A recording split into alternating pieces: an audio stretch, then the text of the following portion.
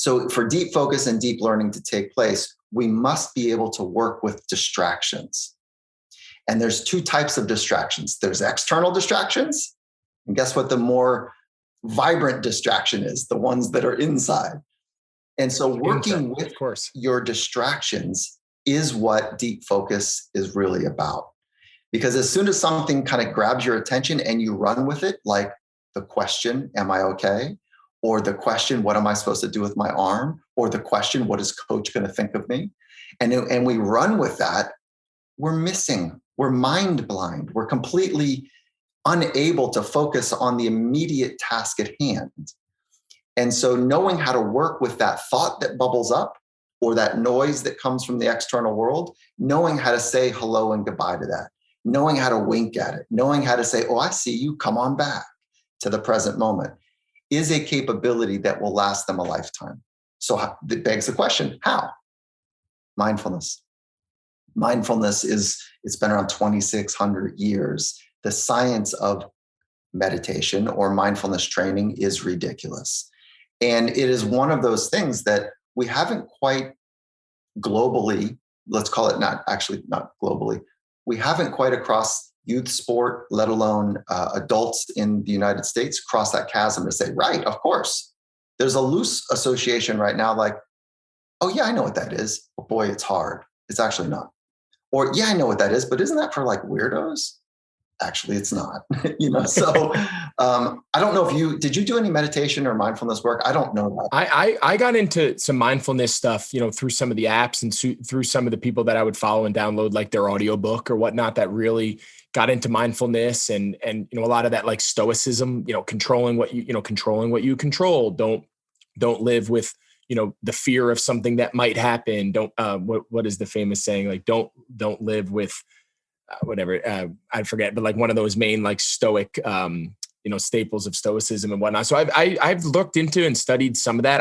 I probably don't do it enough. And I definitely don't do it enough with my kids to introduce that. I think that's something, there's a great opportunity there to bring in a lot of that mind training as much as the physical body training and whatnot. Okay, sure. Great. This is where you and I are going to light up because this is so simple.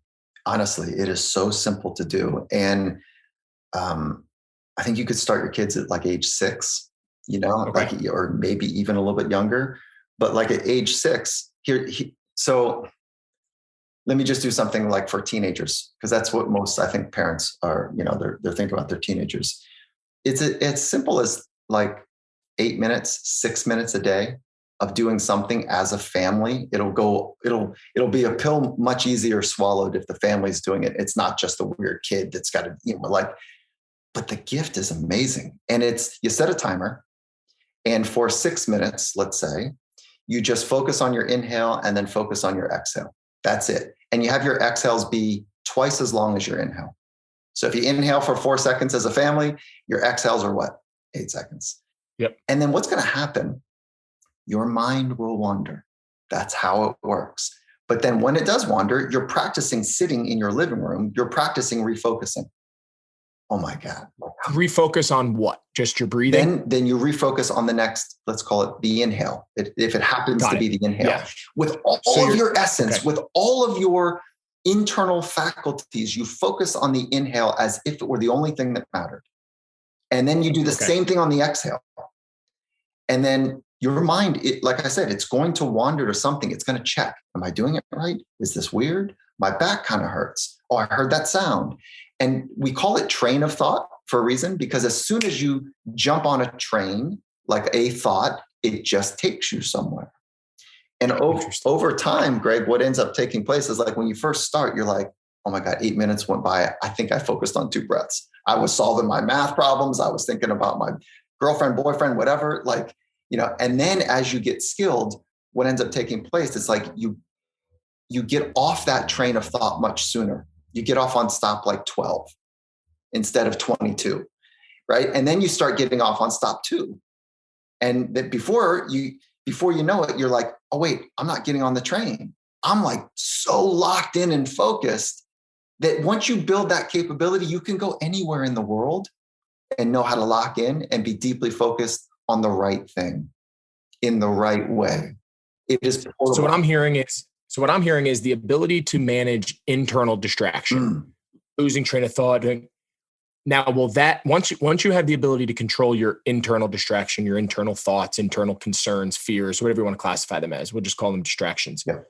Does that now allow the external distractions to be the next layer, which is it easier now as a byproduct of controlling? It has to be, right? Oh, dude.